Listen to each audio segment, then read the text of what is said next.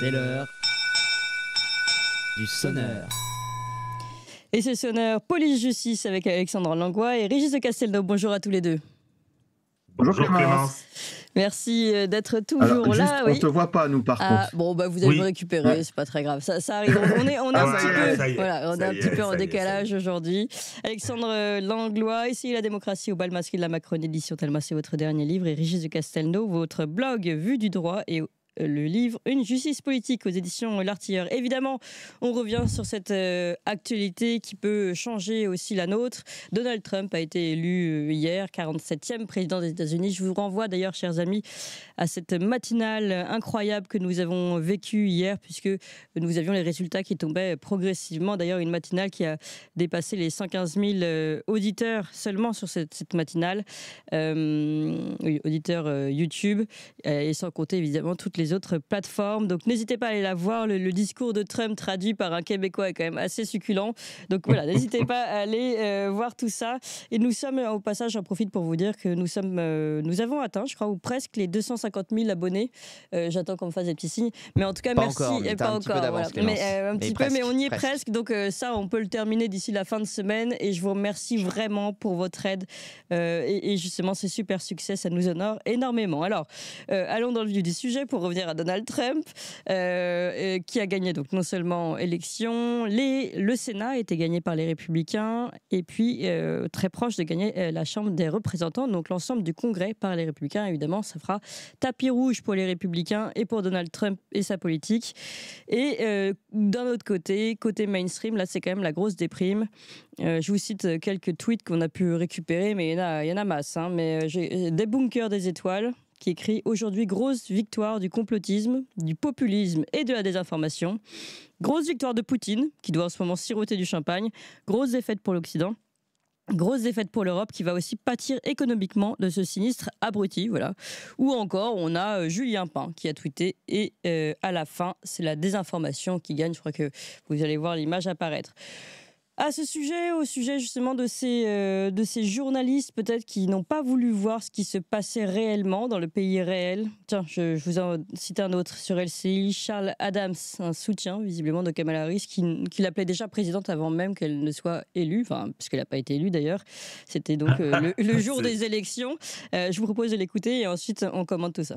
Bien, je vous assure que la présidente Harris aura une politique atlantiste, que l'OTAN va prospérer, que l'Ukraine sera souveraine, que sa défense sera assumée, et tout ce que vous redoutez, ou semblez redouter, ne se passera pas.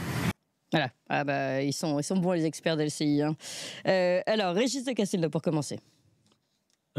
J'ai entendu ça, c'est avec Sarah Knafo qui savait pas, quelque part qui savait pas quoi répondre. Elle se marrait, elle disait mais attendez, c'est quoi là?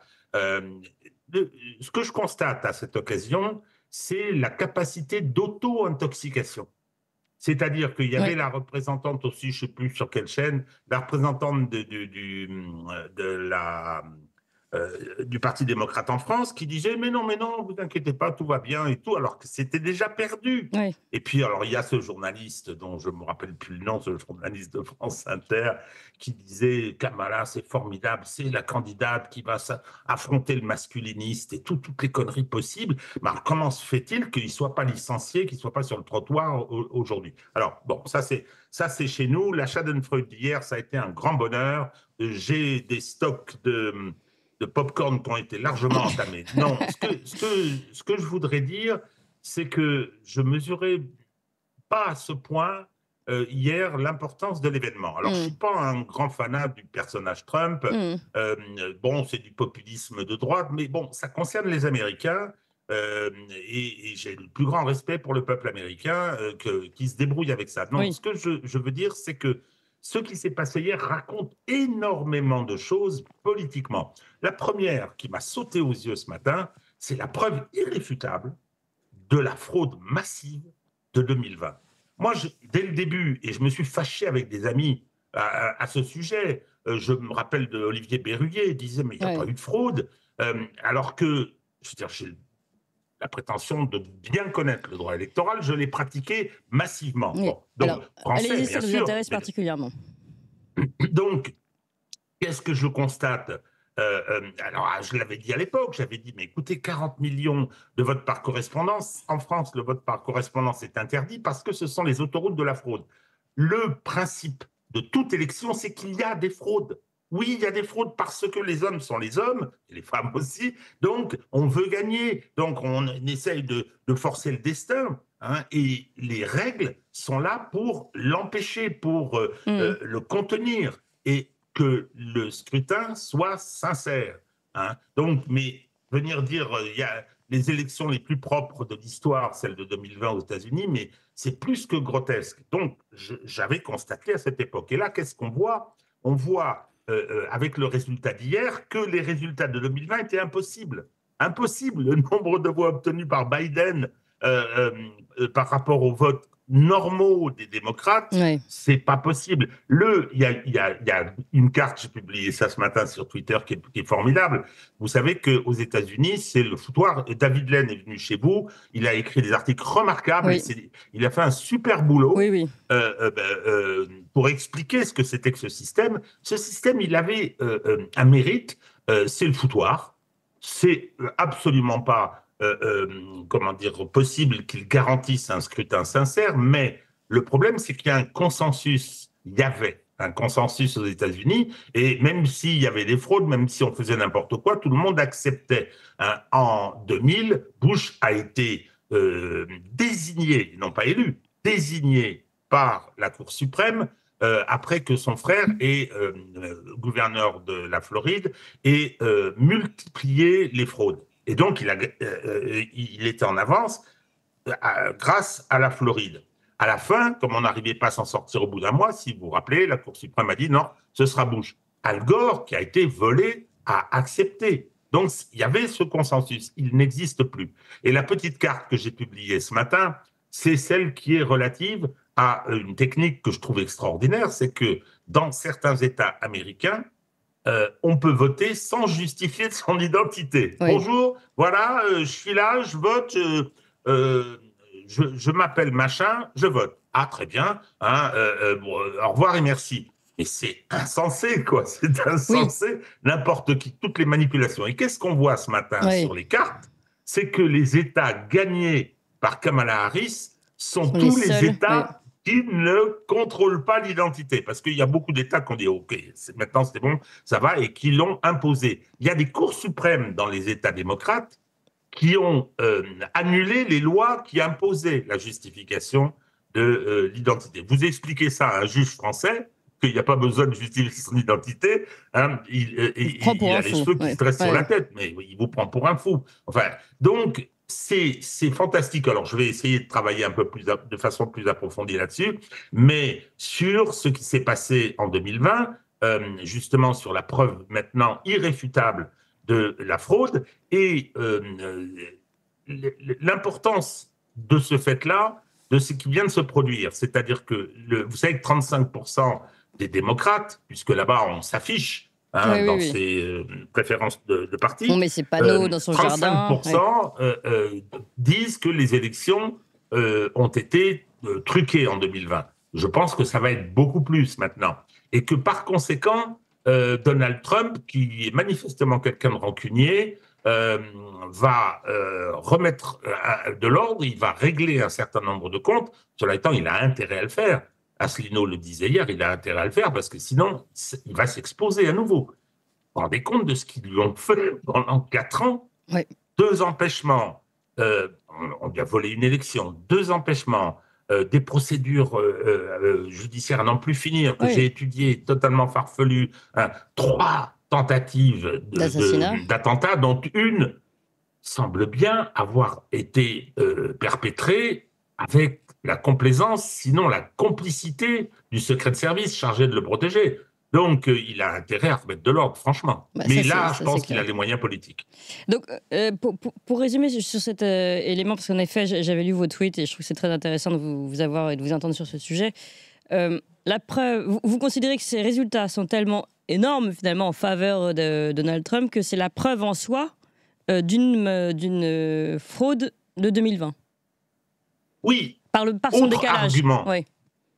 Autre argument. Si vous voyez le nombre de voix, le vote populaire, je ne parle pas des grands électeurs parce que ça, c'est un mécanisme un peu particulier, hein, mais si on voit en nombre de voix à l'échelle des États-Unis, le nombre de voix d'Obama à sa première élection, c'est un événement important. Il avait eu un fort soutien populaire, ensuite son deuxième mandat, ensuite le score des démocrates avec Hillary Clinton, qui était supérieur à celui de Trump, et celui de Biden. Mais c'est de la folie furieuse. Il augmente de 40% à quasiment les voix des démocrates constants depuis 20 ou 30 ans. Donc, et là, tout d'un coup, avec cette élection d'hier où les républicains s'étaient préparés, je peux vous dire qu'ils ont mis en place tous les éléments de surveillance. Et la fraude, il y en a sûrement eu, mais elle n'a pas eu la forme massive qu'elle a fait en 2020. Il n'y avait pas le Covid aussi, avec ces possibilités de voter à distance, enfin, même cette voilà, tout à fait. Et donc, là, les chiffres de cette élection ramènent les démocrates à leur étiage classique. C'est-à-dire à peu de choses près. Alors, c'est un mauvais score, mais par rapport au précédent, il est très voisin quand même. Hein, ça se joue à la marge, toujours. Toutes les élections. Mais celui de Biden qui avait le charisme d'une huître à l'époque, avec l'évidence du fait que les primaires ont été truquées, complètement truquées. On nous a mis... il était déjà sénile. Il réunissait personne. Il était déjà sénile et on se retrouve avec une élection, mais c'est aujourd'hui... l'absurdité saute tellement aux yeux. Le problème, c'est ce que je disais en commençant, puis après je vais laisser la parole à Alexandre. Le problème, c'est que j'en viens à me dire, quand j'entends les réactions des uns et des autres, quand on met en regard ce qu'ils ont dit avant le scrutin et le résultat de celui-ci, qu'on a des malades mentaux. Le gars qu'on voit qui parle de la présidente Harris, il n'est pas bien dans sa tête. Là, chez un psychiatre, en sortant du studio. Oui, mais sauf que, à part Sarah Knafou, en effet, qui est sur le plateau, qui réagit, il n'étonne personne. C'est-à-dire qu'on est dans un petit monde qui s'auto-satisfait de sa propre narration, qui n'a absolument rien à voir avec la réalité, visiblement. Alors, le problème, c'est les journalistes français, ils sont déshonorés. Ils sont déshonorés, la plupart. Hein. Donc, ils font ça parce qu'ils sont en service pour beaucoup. Mais il y en a pas mal qui croient ce qu'ils racontent. Le gars de France Inter, il est persuadé que c'est un bon journaliste lui-même. Hein. Il est persuadé qu'il est parfaitement libre de dire ce qu'il dit. Et il dit que des bêtises. mais grossières, quoi. Alors, autre chose. Ouais, et puis, après, je termine, Alexandre Alexandre. Oui, je termine. Un des événements, celui-là aussi, parce qu'il y en a quelques-uns, il va falloir qu'on les étudie, c'est la défaite des médias mainstream. Ça, c'est fantastique. C'est-à-dire que, ça y est, et ça, c'est Elon Musk qui le dit, et il a raison de ce point de vue, quoi qu'on pense d'Elon Musk. Vous êtes le média. C'est que c'est la réinformation, c'est le système médiatique hors des médias oligarchiques qui a pris le pouvoir de la communication. D'où la réaction des pains, des bunkers des étoiles, etc. Hein, c'est que eux, c'est leur boulot qui est en cause. Hein. Il va falloir qu'ils se trouvent dans la suite, il va falloir qu'ils se trouvent les moyens de manger. Hein, parce que mais alors justement, je ne sais plus si c'est Julien Pain ou lequel, mais enfin l'un d'eux, a tweeté hier, c'est bien la preuve que la réinformation, enfin, je ne sais plus comment ils appellent ça, la contre-information, bref, qu'on a encore du travail, quoi, en gros. C'est bien la preuve qu'on a encore du travail. Il va falloir qu'on ait plus d'émissions, arrobas, la patronne de France Inter, arrobas, la patronne de France TV, arrobas, donc voilà. Julien Pain, je l'ai mis à l'écran. Ouais, voilà, on le voit justement à l'écran. Donc, on voit bien comment ils réussissent toujours à retomber sur leurs pattes, c'est-à-dire c'est un peu comme l'Europe, ça ne marche pas, donc il en faut plus. Bon, Alexandre Langlois. On va dire que Régis a été très complet, hein, donc ça va être compliqué d'en rajouter. Juste une chose, si tout le monde est en train de dire qu'est-ce que vous pensez de l'élection de Trump, etc. Je dis, les Américains ont voté. Je crois que c'est la première chose à se dire, c'est que quel que soit le résultat des élections, ça marche aussi si ça avait été Harris qui avait été élu, le peuple a voté. Donc on voit bien ce que c'est qu'un système représentatif. Je trouve toujours que ça dénature un peu ce que peut penser le peuple, mais n'empêche qu'ils sont tous en train de donner des leçons de morale à travers le monde entier. Respectons le résultat des élections, attention. Mais que quand c'est le camp du bien qui gagne. Quand c'est pas eux, du coup, là, c'est plus bien, du coup, les élections. Là, il faut changer le peuple. Donc, Là, pour le coup, vous êtes dur avec Kamala Harris, qui d'abord, n'a pas donné de discours le matin même, et qui a dit, au nom de la démocratie, elle a été obligée de faire amende honorable, mais au nom de la démocratie, nous cédons, et Trump a bien gagné, etc. J'étais plutôt franco-français où chez nous on donne des leçons au monde entier et là du coup il n'y a pas pu faire voter des gens à 2h du matin avec les derniers votes par correspondance comme en Moldavie où tout d'un coup les tendances s'inversent. Là il y avait un trop gros écart pour que ça marche ou pas assez d'Américains qui habitent en Moldavie peut-être, je ne sais pas. Donc après donc ça interroge sur plusieurs choses. La bonne nouvelle c'est que les médias alternatifs prennent de l'ampleur et les gens s'informent, ne croient plus à ce que disent la propagande officielle parce qu'on n'est plus sur des médias officiels en fait, on est sur de la propagande à ce niveau-là où on est en train d'essayer de créer des choses mais ça n'aboutit plus. Parce qu'à force de répéter les choses, normalement, le discours passe et les gens se disent on va faire comme mon voisin, il faut que je pense ça, il faut que je m'auto-censure. Et au final, il y a un discours mainstream qui arrive à passer. Aujourd'hui, il n'arrive plus à passer. Donc ça, c'est plutôt la bonne nouvelle de cette élection, en tous les cas pour chez nous. Et après, il y avait la petite panique, par exemple, je trouvais amusante du tweet de Valérie Ayer qui disait il va falloir qu'on s'occupe de nos propres intérêts. Oui, grosso modo, comme on peut le comprendre de plusieurs façons. Mais la façon dont je l'ai compris, c'est de se dire, du coup, les États-Unis vont plus nous alimenter, on va plus pouvoir vendre Alstom, on va plus pouvoir faire tous nos petits arrangements entre amis, donc il va falloir qu'on se paye sur l'Europe. Quand ils disent nos propres intérêts, moi j'ai compris que c'était les siens et ceux de ses amis, pas du tout ceux du peuple. C'est bien au sens premier du terme, oui, tout à fait. Donc voilà, donc il y a des gens qui sont en train de se dire mince, où on va pouvoir gratter du pognon parce que maintenant on va plus pouvoir faire un jeu infiltré des États-Unis parce qu'on va être tout seul. Donc voilà. L'autre chose aussi, ce qui va être intéressant, ça va être le théâtre ukrainien. Comment ça va se passer demain? Parce que du coup, il y a moi, je fais partie des gens qui disent qu'il faut négocier la paix depuis qu'il y a des hommes et des femmes qui meurent là-bas tous les jours, quelle que soit leur nationalité. Et du coup, s'il n'y a plus les Américains en soutien, qu'est-ce qui va se passer? J'aimerais bien voir tous nos va-t-en-guerre de plateau s'ils vont aller sur le front ukrainien. Du coup, j'ai l'impression qu'ils vont peut-être changer de discours dans les prochains jours en disant que finalement, c'est plus si grave, que c'est différent, etc. Donc, il y a plein de changements qui vont être intéressants à voir. Et la dernière chose aussi, on nous a promis la fin du monde. On nous l'avait déjà promis quand la première élection de Trump. Bon, pour le moment, on peut encore faire nos petites chroniques et le monde ne s'est encore pas écroulé. Oui. Puis en fait, le monde économique, je pense, est plutôt assez injoué. On a pu voir des réactions intéressantes du côté des grands patrons Clémence, de la Silicon Valley. Juste un petit mot sur ce que vient de dire Alexandre. Valérie Ayer. Bon, si c'est ça, nous allons défendre nos intérêts. Oui, parce qu'avant, vous défendiez ceux des Américains. C'est bien. Hein oui. Donc, non, mais quel aveu! Oui, c'est vrai. Il faut dire que celle-là, elle est bonne. Hein. Alors, on est extrêmement nombreux déjà au tout petit matin. Merci infiniment à vous tous. Et surtout, qu'est-ce qu'on fait dans ce cas-là? Vous connaissez par cœur la musique. Hein. Pouce, cœur, like et étoile si vous nous écoutez sur podcast.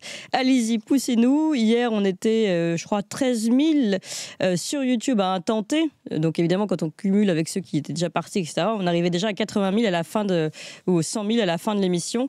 Donc, n'hésitez pas. Poussez-nous encore pour qu'on continue de mettre une petite gentille petite claque justement à nos amis Julien Pain et toute la sphère mainstreamo, covidiste, tout ce que vous voulez. Donc n'hésitez pas, on compte sur vous et on continue nous sur les sujets. On va changer un peu, justement revenir en France. On aura encore beaucoup de choses à dire évidemment sur les États-Unis et c'est pas fini. Mais j'aimerais quand même qu'on parle des sujets français. On revient sur cette marche blanche pour Thomas qui a eu lieu hier. Plus d'un millier de personnes ont défilé en silence à Romans-sur-Isère en hommage à Nicolas Dumas qui a été tué d'une balle dans la tête devant une boîte de nuit. C'était le 2 novembre. Une fusillade qui est liée au narcotrafic. Et je rappelle que là c'est Nicolas Dumas est mort alors qu'il appartenait au même club de rugby de Romans-PH que le fameux Thomas de Crépol. Et c'est que quand même, on se dit que cette répétition n'est pas possible. Je vous propose d'écouter justement le directeur du club de rugby qui connaissait et Thomas et Nicolas. Écoutez sur Europe 1. C'est un cauchemar qui se répète, expliquent les deux présidents du club de rugby, Florent Tardy et Patrick Baudouin. Encore une marche blanche, on n'y croit même pas. Ça nous arrive 2 fois sur un an. Thomas, un jeune de 16 ans et un jeune de 22 ans, un coup de couteau, un coup de fusil. Donc abasourdi, assommé, et voilà. Nicolas, c'est un gamin que je connais depuis qu'il a 8 ans, puisque je l'ai vu grandir au club. Donc c'est dur de voir qu'on le verra plus fouler ce terrain. C'est compliqué à accepter. Voilà, encore une marche blanche, il faut arrêter les marches blanches, il faut passer aux actions. C'est vrai que c'est un peu... Et alors, je vais vous dire, moi-même, et je pense que voilà, je vous dois aussi cette vérité-là, moi-même, je me suis demandé si on allait parler de ce sujet en me disant, mais finalement, c'est trop répétition. Mais quand la réalité devient répétition, c'est aussi notre devoir d'en parler, même si c'est difficile pour Régis de Castelnau et Alexandre Langlois, parce qu'ils vont devoir répéter ce qu'ils ont déjà dit. Mais il ne faut pas, par lassitude, finalement, d'une certaine façon, oublier ce qui se passe et le terrible destin tragique de ces jeunes sportifs français qui meurent dans des conditions atroces qui ne devraient pas avoir lieu, et pour des raisons qui ne sont toujours mises de côté. C'est l'insécurité qui a tué Nicolas et Thomas, souvent quand on lit les médias. Eh bien, justement, nous, j'aimerais bien qu'on pointe du doigt les vrais problèmes. Je vais me tourner d'abord vers vous, Alexandre Langlois. Du coup, j'attendais une réaction de nos politiques qui disaient que du coup, ça doit être le rugby qui est dangereux. Il faut interdire le rugby. Je vois que ça. Mais sinon, voilà, ils sont plus sérieux, ils sont plus rien. En fait, on est en train de dire que ça devient le quotidien, mais ça n'a pas été le quotidien des Français pendant longtemps. Oui. Donc, il y a une dégradation, une accélération. Donc, déjà, il y a un changement. Il y a un quotidien nouveau. Donc, ça veut dire qu'on peut faire autre chose et on a déjà vécu autre chose. Aujourd'hui, on a des gens qui ne sont pas à la hauteur, une fois de plus, des discours. Ils sont en train de dire attention, qu'est-ce qui se passe, le narcotrafic. Bon, ils n'ont toujours pas réglé le problème de l'exemplarité d'en haut. Point de deal au Sénat, livraison de cocaïne dans les ministères, soupçon de prise de drogue à l'Assemblée nationale pour d'autres. Voilà. Donc, tant que l'exemplarité ne vient pas d'en haut, c'est compliqué de gérer en bas. Donc, déjà, il faudrait qu'on fasse un gros nettoyage, à la tête de l'État. 2, le narcotrafic, tout le monde dit, vous avez vu, on est en train de devenir une mexicanisation de la France. Déjà, c'est pas sympa pour les Mexicains. Et deuxièmement, je pense qu'on commence à arriver un peu à un stade trop tard, quand on commence à prendre la réalité du problème. Ils ont déjà infiltré les services de police, ils sont dans les prisons, ils sont partout dans les quartiers, ils font la loi indirectement. Et derrière, on a juste des ministres et des politiques qui disent « Oh là là, on va prendre des mesures ». On attend toujours, pendant ce temps-là, il y a des marches blancs, des gens qui meurent. Si, il y en a un qui a pris une mesure, c'est Gérald Darmanin, qui a gardé ses 12 cartes du corps, parce que la vie en France est dangereuse.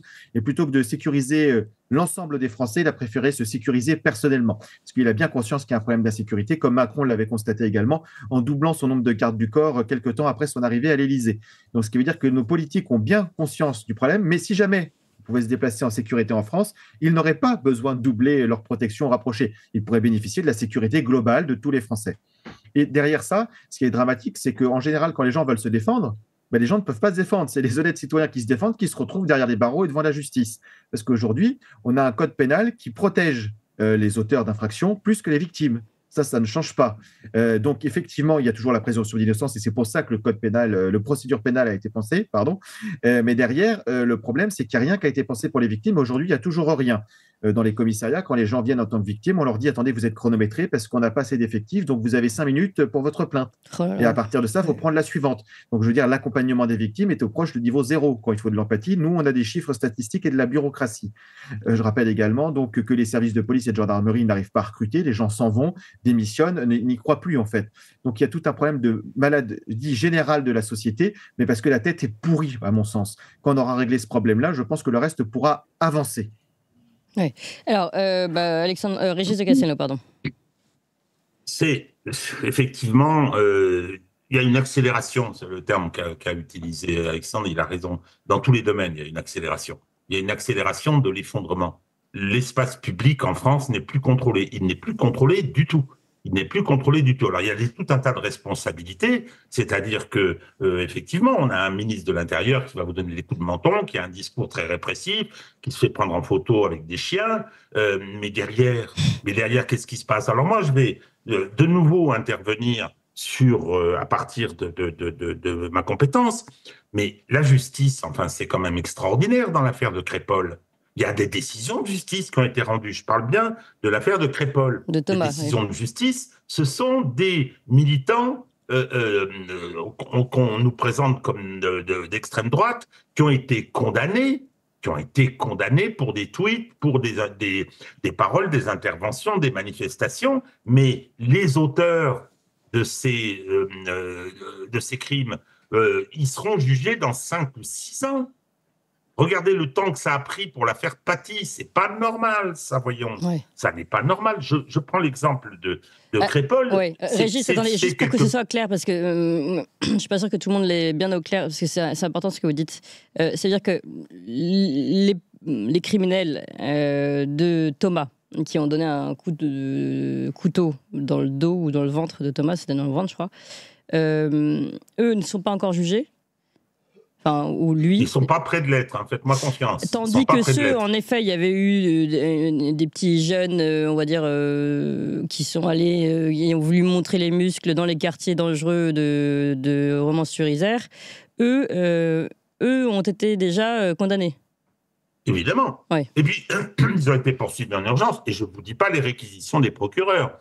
J'ai vu passer une affaire récemment d'une attaque à main armée de deux frères qui se sont défendus. Ils se sont défendus avec brutalité. Alors, quand je dis à main armée, c'est avec une arme de poing. Hein. Ce n'était pas un couteau, c'était une arme de poing. Ils se sont défendus. Ils sont tous retrouvés ensemble aux assises. Et le procureur, contre ceux qui s'étaient défendus, a requis 6 ans de réclusion. Mais attendez, au bout d'un moment, moi je les connais, vous comprenez, on va me dire oui, mais tu es populiste. Non, je les connais. Ils ont peur de l'autodéfense parce qu'ils savent très bien que le territoire n'est plus contrôlé, donc ils veulent garder leur pouvoir, et ça je comprends. Il ne faut pas se faire justice à soi-même. Ouais. Donc ils sont totalement fébriles sur cette question et on vous poursuit, on vous condamne lourdement. Et pendant ce temps-là, les procédures sont interminables. L'histoire de cette gendarmette qui a été tuée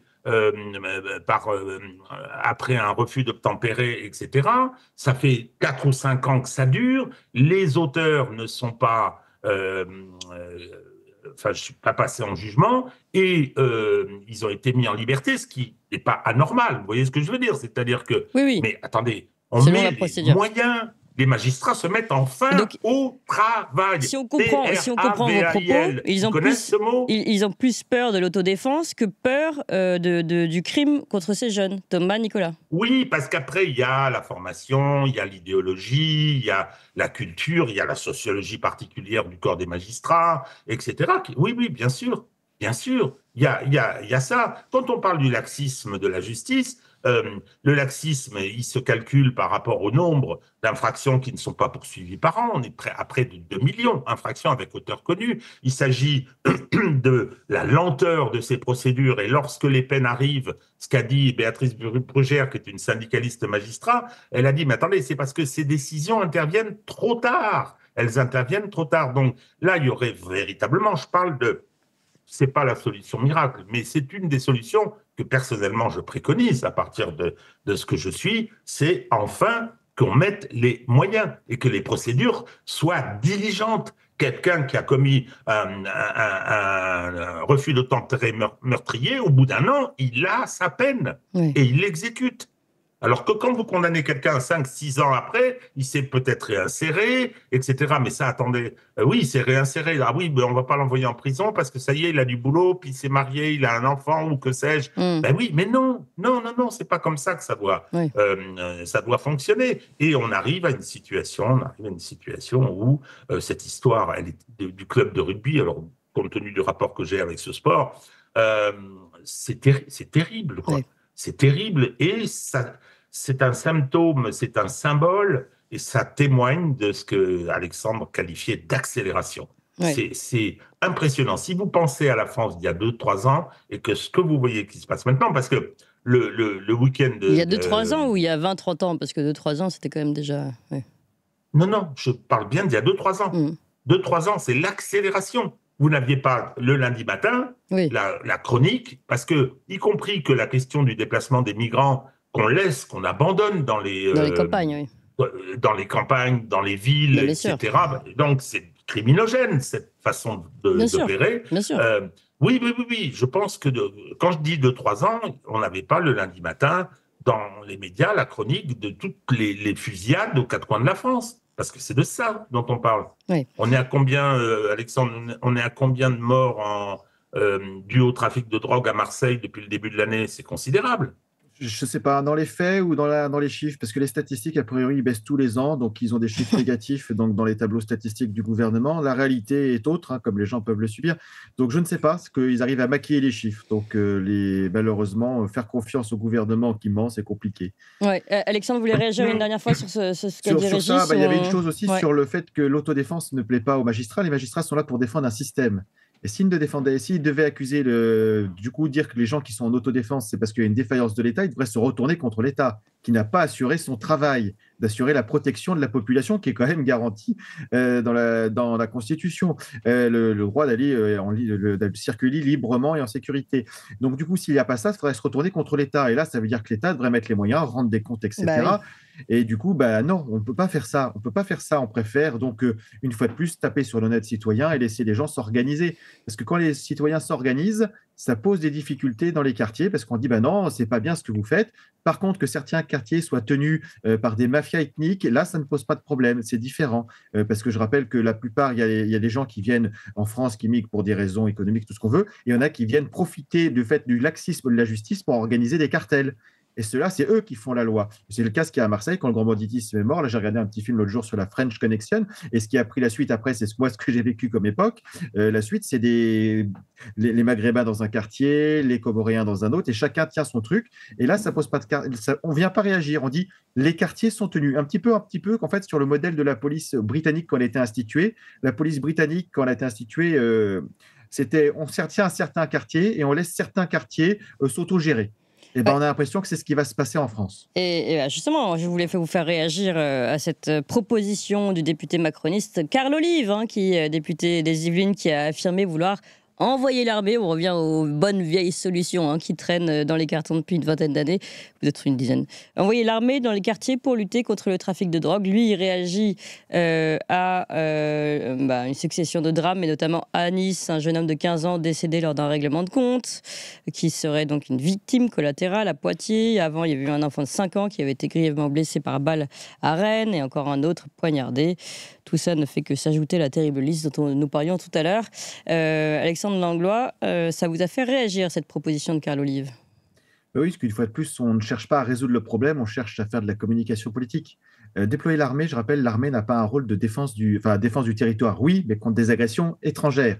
Ou alors on peut appeler ça des agressions étrangères, c'est un autre problème, mais oui. Oui, par un autre pays ou une invasion. C'est-à-dire que là, c'est pas la même chose. Ou un déploiement, en général, les troupes françaises sont déployées à l'étranger. Ou quand il y a une invasion du pays par une puissance étrangère. Sur le reste, l'armée, en fait, n'agit pas réellement. Je veux dire, par exemple, même au niveau des services de renseignement, j'allais dire, les renseignements de l'armée travaillent sur l'extérieur du pays et la police travaille sur l'intérieur du pays. Non, il y a une frontière, qui est des fois poreuse et chacun fait ce qu'il veut, mais normalement, les règles sont comme ça. Derrière, qu'est-ce que ça veut dire déployer l'armée? L'armée, c'est ce qu'a voulu faire Emmanuel Macron pendant les Gilets jaunes. Il a voulu déployer l'armée, notamment sur Paris. Le gouverneur de Paris avait dit « Je n'hésiterai pas à tirer sur la foule ». Parce que l'armée n'a pas les mêmes règles d'engagement que les forces civiles, comme la police ou la gendarmerie dans le cadre de ses missions civiles. L'autre chose derrière, c'est soit on va donc quelque chose pour tirer et s'affranchir des règles de droit local. Donc ça veut dire que la présomption d'innocence, tout ça, essayer d'arrêter les gens, de démanteler le trafic, on est là on tape dans le tas. Et l'autre chose qui peut se passer, c'est l'opération, par exemple, ce qu'il y a comme Sentinelle. On a déployé des militaires partout sur le territoire, mais comme ils sont militaires, ils n'ont pas de pouvoir de police. C'est-à-dire que s'ils veulent faire un contrôle d'identité et vérifier quelque chose, ils doivent avoir un policier avec eux. S'ils veulent intervenir, par exemple, quand il y a un attentat comme le Bataclan, ils peuvent avoir des consignes de ne pas utiliser leurs armes, de ne pas prêter leurs armes à des policiers, etc. Donc, en fait, on est sur quelque chose, on voit bien que d'un côté, c'est soit on est en train de mettre les États qui déploient l'armée sur leur territoire, c'est des dictatures, donc on peut aller dans cette voie-là, soit on est sur du paraître, et quand on déploie l'armée sur le territoire, finalement, elle n'a pas de pouvoir, et ça ne fait que des coûts supplémentaires dans un moment où on veut réduire les coûts. Donc, du coup, ce n'est pas la bonne solution. Renforcer les forces de police, ce serait intéressant. Travailler avec les gens sur place, tout ça, ce serait intéressant, mais là, ce n'est pas du tout ce qui est proposé par notre ami Carl Olive. Il a dit des déclarations va-t-en-guerre, très bien, mais derrière, rien de plus.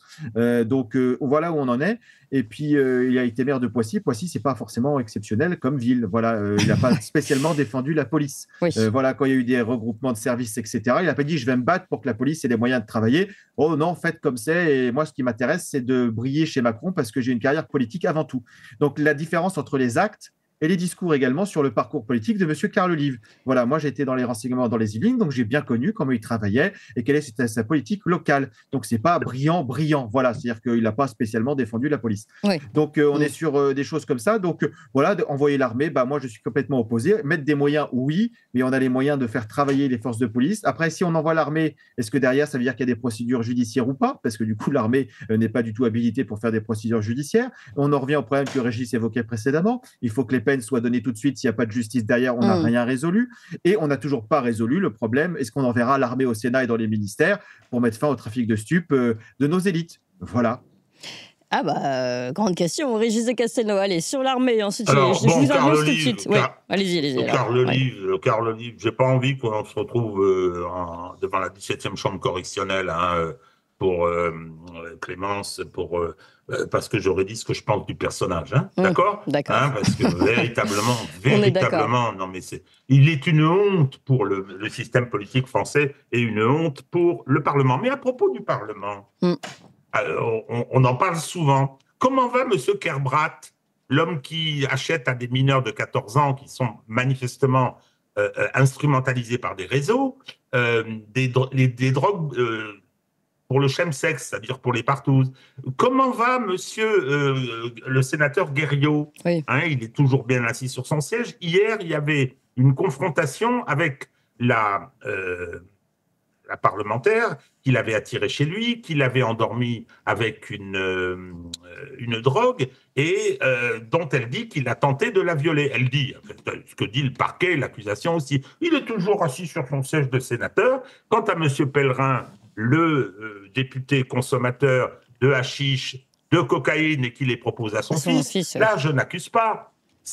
Il l'a reconnu. Eh bien, Fabien, il est toujours assis sur son siège.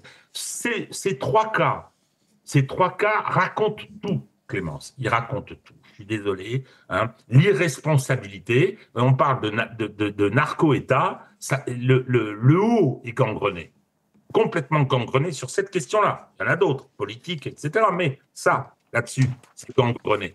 Tant que ces gens-là ne sont pas... c'est la justice qui dira s'ils doivent aller en tôle. En attendant, ils ne sont pas au Parlement. Je suis désolé. Après, comment voulez-vous qu'on demande aux citoyens ensuite de respecter les lois, d'être disciplinés, obéissants, etc., dès lors que l'exemple vient de haut? Il paraît qu'il vient aussi de très, très haut sur ces questions de consommation de drogue. À quoi vous faites allusion, hein. Allez, on change de sujet. Bien, hein. Deux sujets encore que je voudrais aborder. Une petite pastille sur Glucksmann qui parle de l'Iran. Ça, c'est plutôt pour Régis de Castelnau. Mais avant, un sujet important, la fin du secret médical. Enfin, c'est une question qu'on peut se poser en tout cas, puisqu'un décret est paru le 31 octobre au Journal officiel en application de la loi de financement de la Sécurité sociale qui prévoit de conditionner le remboursement par la Sécurité sociale de certains médicaments à l'indication par le médecin des circonstances et conditions de la prescription sur l'ordonnance. Donc, évidemment, d'abord, complexification, encore une fois, de la charge administrative des médecins, et puis surtout, remise en question de la liberté de prescription avec des données personnelles, encore une fois, qui sont sous condition. Alexandre Langlois, ça vous faisait réagir, cette histoire ? C'est insupportable, en fait. Ils veulent contrôler tout, en fait, y compris dans notre intimité. On l'a déjà vu au moment des Gilets jaunes. Au moment des Gilets jaunes, quand des patients, des manifestants pouvaient être blessés ou des choses comme ça, les hôpitaux devaient informer les services de police de telle personne, etc. Donc voilà, il y a eu des fichiers de police et des fichiers de médicaux qui ont été croisés au moment des Gilets jaunes. Ce qui est complètement inadmissible. Ça avait été dénoncé par un sénateur à l'époque, mais sans pour autant qu'il y ait quelque chose. Derrière, il n'y a pas eu de problème. Tout s'est continué de se passer. On a eu l'épisode Covid, où le fait de se vacciner n'était plus couvert par le secret médical. On devait contrôler également ce qui se passe à l'intérieur de la sphère privée, de la sphère de la maladie. Et la question n'a pas été surtout posée sous ce côté-là. La question aurait été posée, est-ce que vous voulez qu'on viole le secret médical? Je pense que la réaction des gens aurait été différente. Voilà. Et là, on est en train de passer une autre étape. C'est que maintenant, c'est de la prescription, parce qu'on est sur le côté pognon. Qu'est-ce qu'on va rembourser ou pas? Et là, je vais raconter une anecdote que j'ai vécue quand j'étais en service. J'ai accompagné une manifestation de médecins qui était devenue devant le centre de contrôle des médecins. Et parce qu'un médecin avait prescrit entre 2 années, parce qu'ils sont sur des tableaux statistiques, 2 fois plus d'arrêts maladie que l'année d'avant. C'est bien, ça recoupe la boucle avec nos amis de la fonction publique. Mais en fait, parce que dans les statistiques, ce médecin était dans un désert médical. Un de ses collègues a pris sa retraite. Donc, il a repris toute sa patientèle. Il a doublé son nombre de patients. Oui. Mathématiquement, il y a plus d'arrêts maladie. Il est complètement dépassé et il est jugé par un administratif, quelqu'un qui n'est pas médical, qui a dit « Oh là là, moi, dans mes tableaux statistiques, ça ne va pas. Oui. » Donc, aujourd'hui, on est en train de chercher les moyens de ne pas soigner les gens. Ils ont déjà défoncé l'hôpital public, Oui. où il n'y a plus de lit, on continue de le marteler. Ils sont en train de vendre les derniers médicaments français, ce qu'on n'a pas encore fait. Et donc là, ils sont en train de trouver des moyens pour dire « Ah non, mais il ne fallait pas soigner les gens parce que nous, dans nos statistiques, ça ne rentre pas et on veut savoir de quoi les gens sont malades. » Mais je veux dire, à ce moment-là, il faut arrêter. Moi, je dis, non, il faut arrêter de se rentrer dans la vie privée des gens comme ça, de s'immiscer sur un contrôle médical. Et je rappelle, juste petite anecdote au passage, pour ceux qui ont lu le livre Le meilleur des mondes, c'est un contrôle médical de la population par envoi de drogue. Voilà. Donc, à partir de là, je pense que les aspirations qu'ils ont sont un peu grossières, mais quand on est dans notre intimité à ce point contrôlé, voilà où on peut aller. D'autant qu'en même temps, ce contrôle médical, ils sont en train de passer la loi sur l'euthanasie. Je veux dire, attendez, là, on va arrêter de le soigner parce que tel médicament est peut-être trop lourd, donc peut-être qu'il va falloir le piquer pour terminer les choses. Donc, en fait, il y a plein de choses qui se mettent en place en même temps. Une société mortifère, on ne veut plus sauver et soigner les gens et respecter leur dignité et leur intimité. On veut un contrôle total de l'État. Ça s'appelle un État totalitaire, c'est du fascisme. Oui, Régis de Castelnau. Entièrement d'accord avec ça. Entièrement d'accord avec ça. Et il termine par la question de l'euthanasie. L'euthanasie, c'est quoi? C'est qu'on veut donner à l'État le droit de vie et de mort sur vous. C'est-à-dire dès lors que, bon, effectivement, vous êtes en fin de vie, mais bientôt les surnuméraires, bientôt, je veux dire, c'est cette logique, quoi. L'État n'a pas à rentrer dans votre chambre. Il n'a pas à rentrer dans votre intimité et sous prétexte d'économie, naturellement, sous prétexte d'économie, on met en place des contrôles qui sont complètement insupportables. C'est la continuation de la mise en place de ce fascisme déjà là. Moi, c'est une expression que j'ai entendue. Oui, oui. Si on fait le bilan depuis une dizaine d'années de tous les textes, depuis l'arrivée au pouvoir d'Emmanuel Macron, par exemple, de tous les textes liberticides qui ont été pris, mais il y a de quoi faire plusieurs tomes. Hein. C'est impressionnant. C'est impressionnant. Alors, Régis, je profite rapidement, une petite image ici qu'on va voir apparaître d'un tweet de Raphaël Glucksmann qui tweetait sur cette universitaire, cette étudiante à l'université islamique arabe de Téhéran, Aou Darayei. On a pu voir dans cette vidéo de cette fille en sous-vêtements devant son université, une vidéo qui était publiée le 2 novembre dernier par un site étudiant iranien. Évidemment, elle proteste contre l'obligation de porter le voile, contre le harcèlement de la milice des gardiens de la Révolution. Elle est devenue un symbole de résistance, elle a été reprise partout, mais son sort, elle, pour le coup, elle a été arrêtée, transférée en hôpital psychiatrique. Toute la classe politique s'en est apparée, et évidemment Glucksmann aussi, avec ce tweet qu'on peut lire ici. Le courage, une définition, les Iraniennes, si héroïques dans leur contestation depuis si longtemps, méritent tellement mieux que ce régime infâme. Femme, vie, liberté. Je ne sais pas pourquoi, mais j'avais envie de vous le soumettre, Régis. Pourquoi? Parce que bon, je sais très bien qui est Glucksmann depuis très très longtemps. Depuis très très longtemps, je parle du fils, j'ai bien connu le père aussi.